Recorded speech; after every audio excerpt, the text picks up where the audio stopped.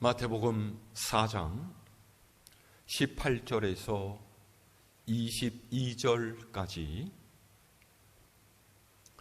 제가 한 절, 여러분이 한 절씩 교독합니다. 갈릴리 해변에 다니시다가 두 형제 곧 베드로라 하는 시몬과 그의 형제 안드레가 바다에 금을 던지는 것을 보시니 그들은 어부라.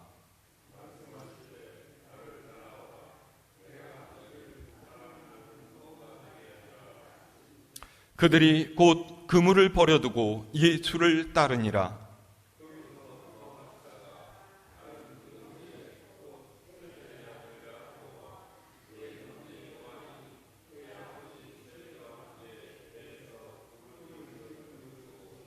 함께합니다. 그들이 곧 배와 아버지를 버려두고 예수를 따르니라. 아멘. 할렐루야.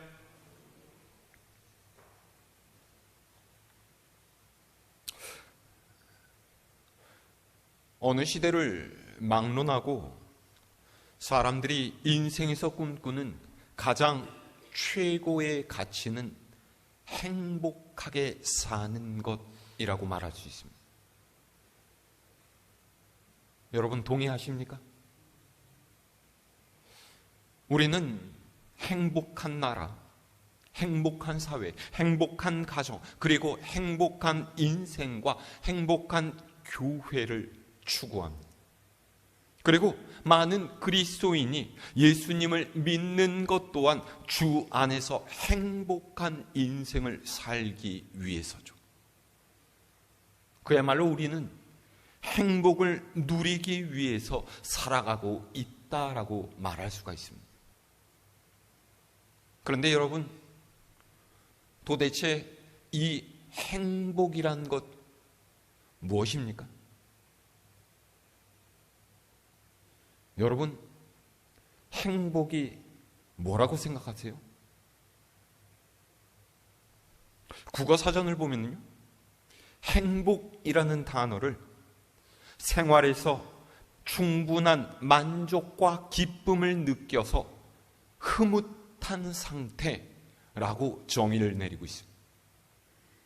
여기서 중심적인 개념은요, 만족과 기쁨이에요. 그러니까 지금 자신이 누리고 있는 삶, 자신의 상태를 보면서 나는 만족한다, 내 상태에 대해서 나는 참 기쁘다, 이렇게 느끼는 것이 행복이라는 거예요. 그러면 이 행복을 느끼기 위해서는요, 자신이 목적하는 삶의 요소, 삶의 가치가 기대하는 것만큼 채워져야만 돼요. 돈을 삶의 가장 중요한 가치로 생각하는 사람이라면요, 자신이 만족할 만큼 돈을 벌어야 합니다. 권력과 명성을 인생에서 제일 중요하게 생각하는 사람은 자신이 이 정도면 되었다라고 생각할 만큼 높은 자리에 올라가고 유명해져야 하는 것이죠. 가정의 화목을 최고로 여기는 사람이라면 자녀들이 잘 되고 집안이 평안한 것을 무엇보다도 원할 거예요. 그래서 사람들은 그 목적을 이루고 그것을 자랑하면서 살아갑니다. 좋은 집을 사고 좋은 차를 타고 사람들에게 자신의 지위와 업적을 자랑하고 내 자녀들이 세상에서 얼마나 잘 살고 있는지, 그래서 내가 어떤 대접을 받고 있는지를 즐겨서 이야기하죠. 왜 할아버지 할머니들이 말이 많은 줄 아세요? 자랑하느라고. 자기 자신 자랑해요? 아니에요. 자녀들 자랑하고요, 옛날 일 자랑하고요. 자랑이 끝이 없어요. 그런데 여러분, 사실 이 모든 것들은요, 우리가 이 땅에서 사는 동안에만 유용한 거예요. 세상에서 얻은 것은요, 이 땅을 떠난 후에는 아무런 가치도 없습니다. 우리가 하나님의 말씀을 진리로 여기고 주님의 뒤를 따르는 그리스도인이라면 우리는 이 세상의 가치보다 하늘의 가치를 더 중요하게 생각하고 그것을 얻는 것을 우리의 행복으로 삼을 수 있어야 돼요. 오늘 우리가 읽은 말씀은 우리가 너무나 잘 알고 있고 너무나 익숙한 말씀이죠. 예수님께서 갈릴리에서 어부로 살고 있던 베드로와 다른 제자들을 부르시는 장면이에요. 자, 오늘 18절의 말씀 다시 함께 읽어볼까요? 시작. 갈릴리 해변에 다니시다가 두 형제 곧 베드로라 하는 시몬과 그의 형제 안드레가 바다에 금을 던지는 것을 보시니 그들은 어부라. 아멘.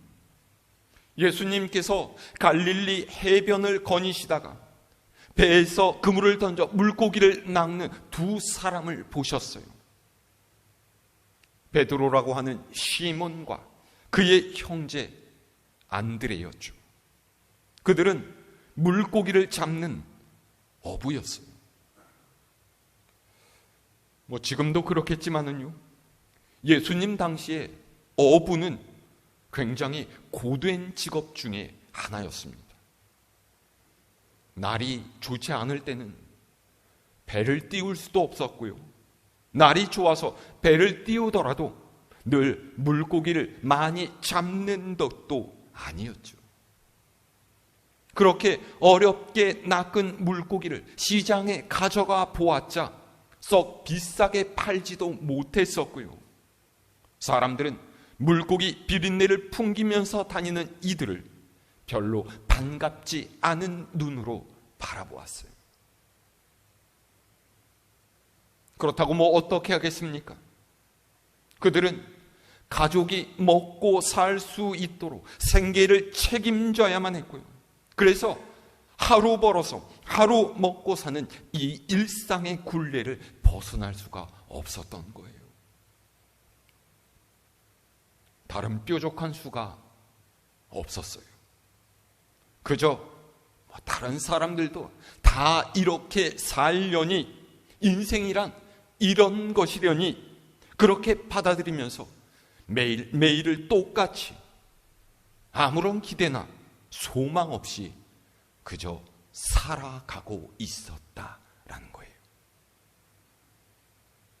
그런데 이들 앞에 예수님께서 나타나셔서 말을 건네세요.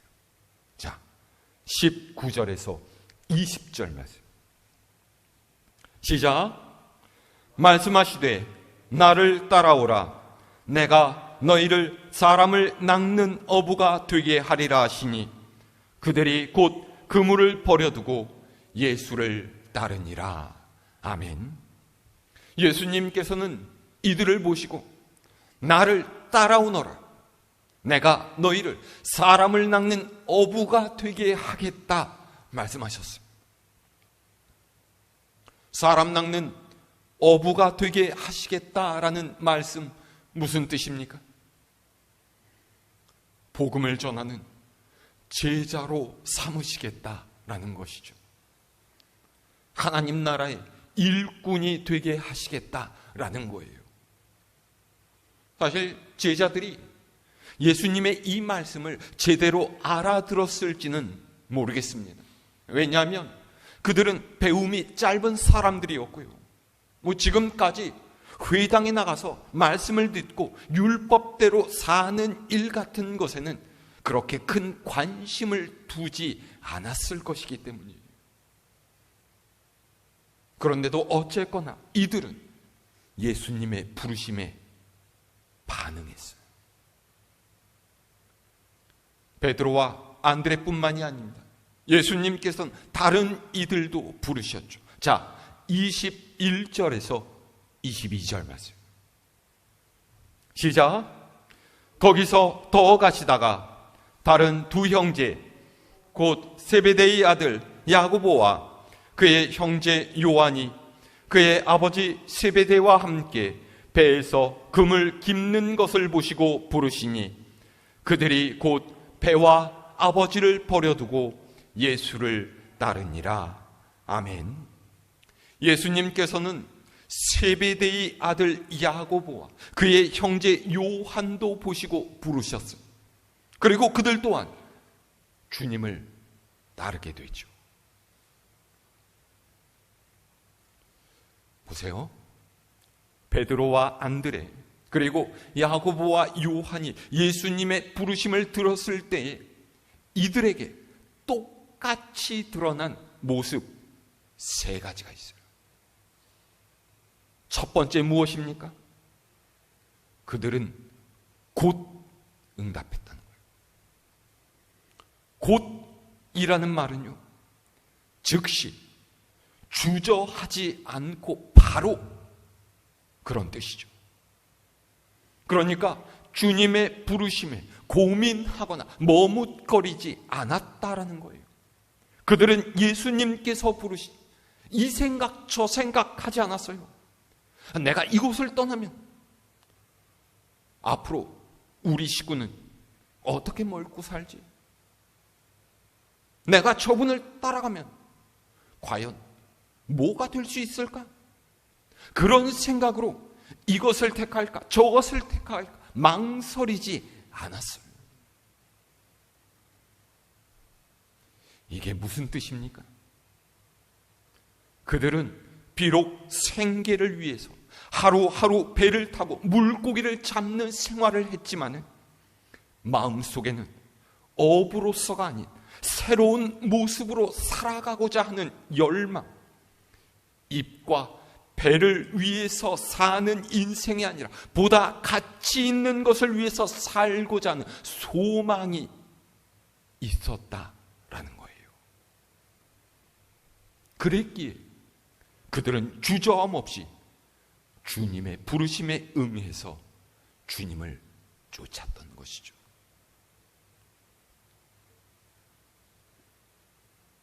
여러분 한번 생각해 보세요. 예수님께서 갈릴리 해변을 다니시면서 만난 어부가 베드로와 안드레, 야고보와 요한뿐이었을까요? 저는 그렇게 생각하지 않습니다. 아마도 예수님께서는 다른 어부들도 만나셨을 거예요. 그러면 예수님께서 그분께서 만난 어부들 한 사람 한 사람을 쫙 뜯어보시면서 그렇죠. 저 사람이 좀 괜찮아 보이는데 이 사람은 몸도 좀 비리비리하고 인상도 안 좋아서 제자로는 못 써먹겠어. 이러셨을까요?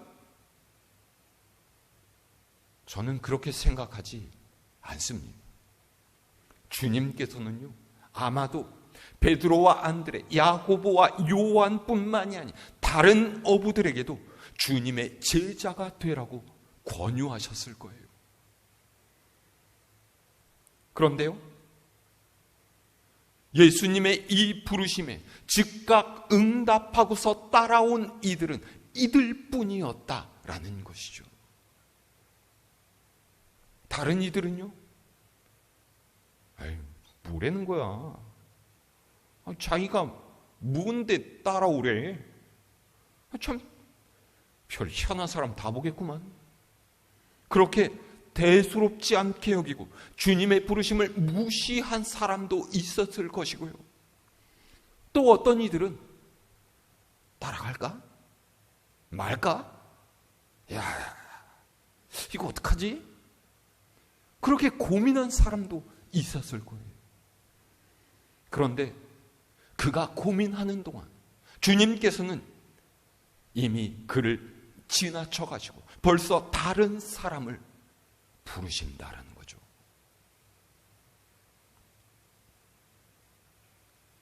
믿음이 없는 사람은요, 생각이 많습니다. 아니, 생각이 복잡해요. 왜요? 하나님과 세상 사이에서 계산하기 때문이에요. 복음과 욕심 사이에서 갈등하다가 응답을 미루게 되고, 그러다가 결국 주님을 위해서 살 수 있는 기회를 놓치게 되는 것이죠. 진짜 믿음의 사람은요, 주님의 부르심에 대한 응답을 미루지 않습니다. 말씀에 즉시 순종하는 것이 믿음이에요. 그러기 위해선 어떻게 해야 됩니까? 마음의 준비를 하고 있어야 돼요.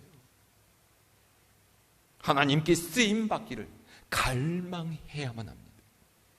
그러지 못하면 주님을 하는 순간에 놓쳐버릴 수밖에 없는 거예요. 지금 여러분은 어떻습니까? 주님께서 부르시면 예, 주님, 제가 하겠습니다, 그렇게 대답하실 수 있으시겠어요? 아이고, 잠깐만요, 주님. 아이고, 이렇게 갑자기 부르시면, 제가 좀 생각도 해봐야 되고, 정리할 것도 많은데요. 주님, 좀 기다려 주십시오. 그러시겠어요? 순종도 훈련이에요.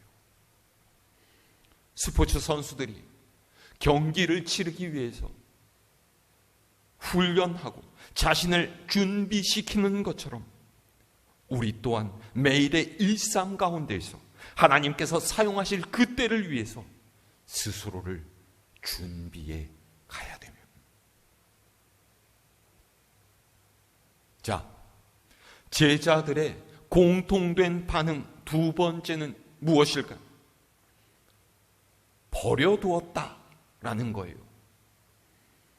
버려두었다라는 단어는 마치 잠깐 다른 데에 놓아두었다가 다시 찾아 쓸 것 같은 느낌을 주지만은요, 정확한 의미대로 쓰자면은 버렸다라는 말이 맞습니다. 보세요. 버렸다라는 것이 무슨 뜻입니까? 버린 것은요, 다시 찾지 않아요. 베드로와 안드레는 그물을 버렸어요. 야고보와 요한은 배와 아버지를 버렸죠.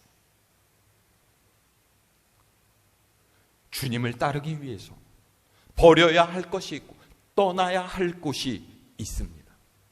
버린 것은 다를지라도 버렸다라는 것은 마찬가지예요. 혹 어떤 분들은 이 부분을 읽고 그렇게 이야기해요. 아니, 배와 그물은 뭐 그렇다 쳐도 어떻게 아버지를 버린다라는 말입니까? 가슴 아픈 말이지만은 믿는 사람은요, 때로는 주님을 위해서, 사명을 위해서 부모와 처자와 형제자매, 심지어 자기 목숨까지도 미워해야 합니다. 그들을 미워하기 때문이 아니라 주님을 더 사랑하기 때문이에요.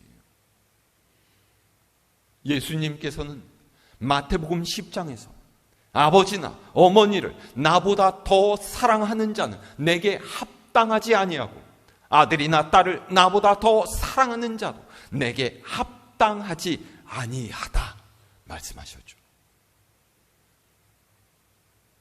버릴까 말까 갈등하고, 아이고, 이걸 어떻게 버린다는 말이야? 그렇게 고민하는 동안 예수님께서는 벌써 지나쳐서 저만큼 가고 계시는 거예요.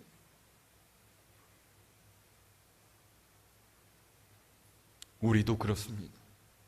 하나님께 쓰임받는 인생을 살려면 내가 미련을 두고 있는 것조차 과감하게 놓을 수가 있어야 돼요.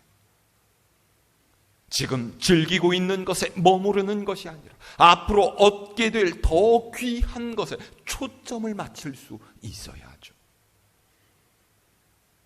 그들은 버렸기에 어부가 아닌 제자가 되었어요. 우리도 그렇습니다. 세상의 사람이 아닌 주님의 제자가 되기 위해서 지금 내가 버려야 할 것이 무엇인지를 돌아볼 수 있는 여러분 모두가 되실 수 있기를 바랍니다. 자, 마지막 세 번째 공통된 반응 무엇입니까? 예수를 따르니라 그랬어요. 따랐다라는 표현은 예수님께서 앞서가시고 그들은 주님의 뒤를 쫓았다라는 말이지만은요, 이 의미는 주님께서 원하시는 대로, 주님께서 바라시는 대로 살기로 결단했다라는 것이죠. 보세요. 믿는 이의 삶은 자신이 중심이 되어서 주도하는 것이 아니라 철저하게 주님의 뜻에 자신을 맞추는 거예요. 내가 원하고 바라는 대로 인생의 목적을 정하고 행동하는 것이 아니라 주님께서 가리키시는 곳으로 삶의 발걸음을 옮기는 거죠. 여기서 우리가 생각해야 할 것이 있습니다. 이 시대에 많은 사람이요, 주님을 믿노라고 이야기하지만은 실상 우리 삶의 모습은 이와 반대예요. 주님께서 원하시고 바라시는 대로 사는 것이 아니라 세상의 것을 얻기 위해서 주님을 이용하는 경우가 훨씬 더 많다라는 거예요.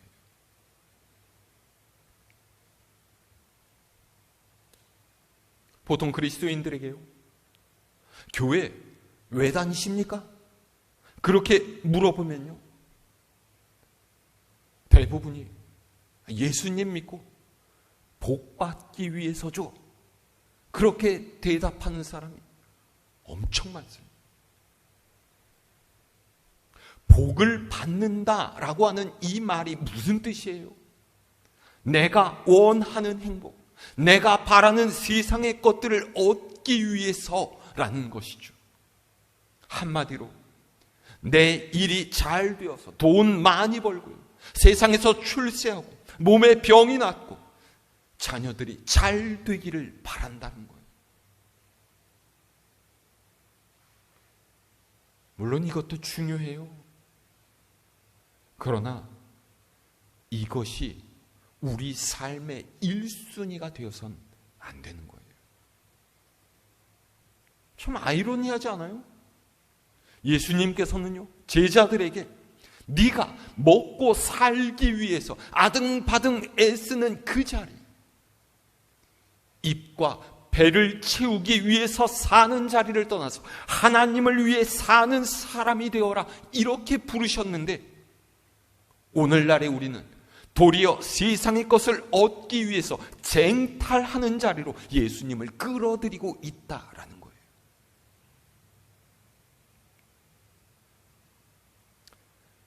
여러분 잘 생각해 보세요. 올해도 벌써 8달이 지났습니다. 이 8달 동안 내가 하나님의 은혜를 받기 바라면서 주님께 부르짖어 기도하며 살았는데, 여러분 받은 은혜만큼 주님을 위해서 무엇을 하셨습니까? 주님을 위해서 포기한 세상의 것들은 무엇입니까? 하나님의 일을 하기 위해서 여러분 어떤 수고와 손해를 감수하셨어요? 이 질문에 대답하실 수 있어야 합니다. 아유, 주님, 저는 이미 나이도 많고요, 몸도 아파서 아이고 주님을 따라갈 수가 없어요. 주님, 저는 우리 가족하고 직장을 놓아두고서는 주님을 따를 수가 없습니다. 주님을 따라가면 힘들고 배고프고 고생스럽겠죠? 저는 용기도 없고 능력도 없어서 못 가겠어요. 여러분, 이렇게 대답하시겠습니까? 그러면서 천국에 갈 때에는 주님, 왜 저는 빼놓으세요? 저도 주님을 위해서 살았지 않습니까? 이렇게 이야기하시겠어요? 부르실 때 응답해야 합니다. 주님께서 원하시는 대로 따라가야 돼요. 그렇지 않으면 우리는 한 달란트를 땅속에 묻어둔 채로 주인이 올 것이라고는 생각하지 않고 살한 게으르고 악한 종이 될 수밖에 없습니다.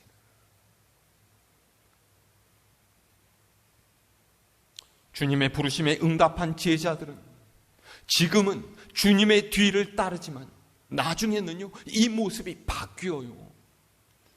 예수님께서 부활하신 후에는 복음을 전하는 제자들의 뒤를 주님께서 따라가시죠. 지금은 예수님께서 계신 곳에 제자들이 함께 하지만은요, 훗날에는 제자들이 있는 곳에 주님께서 함께 하십니다.